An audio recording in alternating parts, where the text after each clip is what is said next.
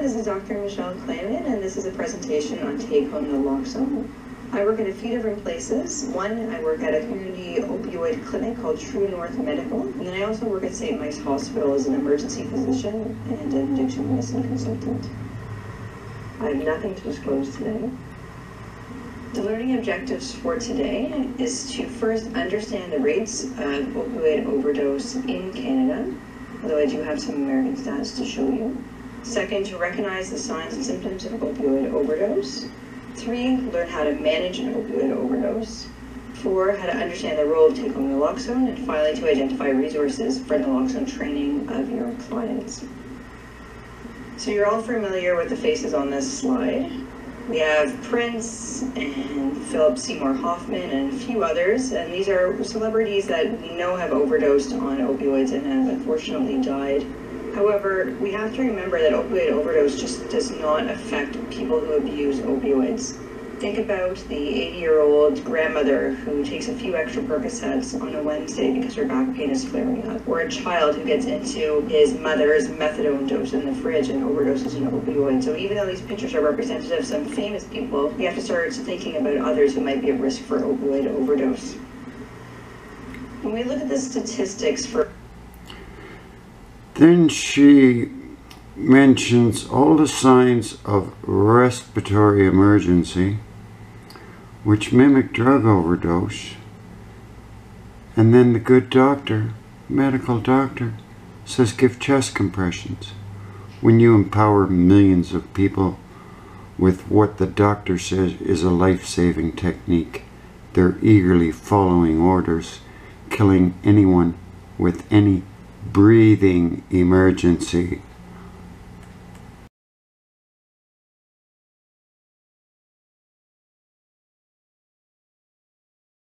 There's a lot to cover.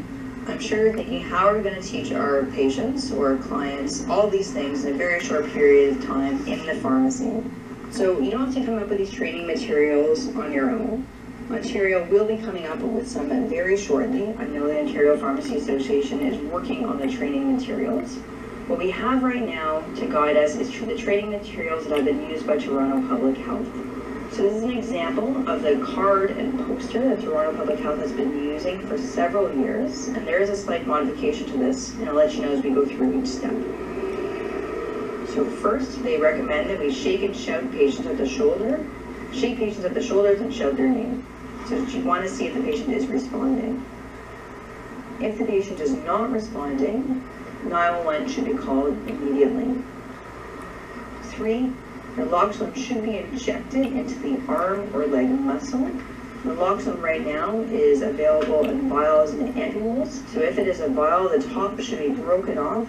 Often there is a safety top on the vial, and naloxone should be drawn out into the syringe and then injected intramuscularly. If it is a ampule, the plastic cap must be flicked off, and then the naloxone can be drawn up quite easily. The entire dose of the vial or ampule should be drawn up and then injected.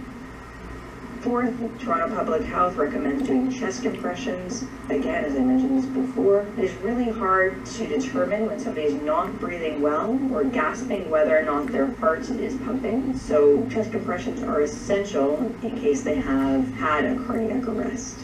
Data does show that chest compressions are not going to harm patients if their heart is pumping, and again, can act as a form of deep stimulation and wake them up.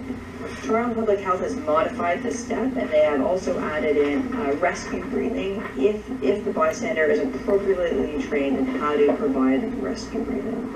It is an optional step, as we do know from studies that it is very difficult to teach and to learn how to give proper rescue breathings. So they focused here on chest compressions.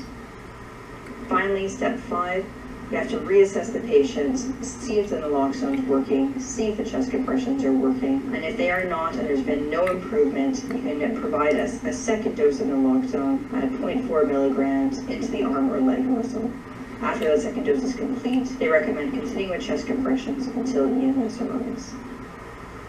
Toronto Public Health has also produced this document outlining the signs of opioid overdose and recovery position.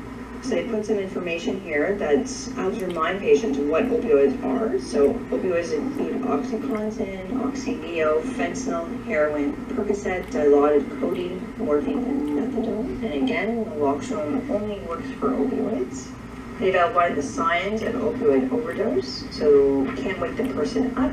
The breathing is very slow, erratic, or stopped. There's deep snoring or gurgling sound. The fingernails or lips are blue or purple. Body is very limp, and the pupils are very small. Then recommend the recovery position. So they've recommended putting the patient in the recovery position if they are unconscious and breathing, or if they have to leave the patient unattended. These documents are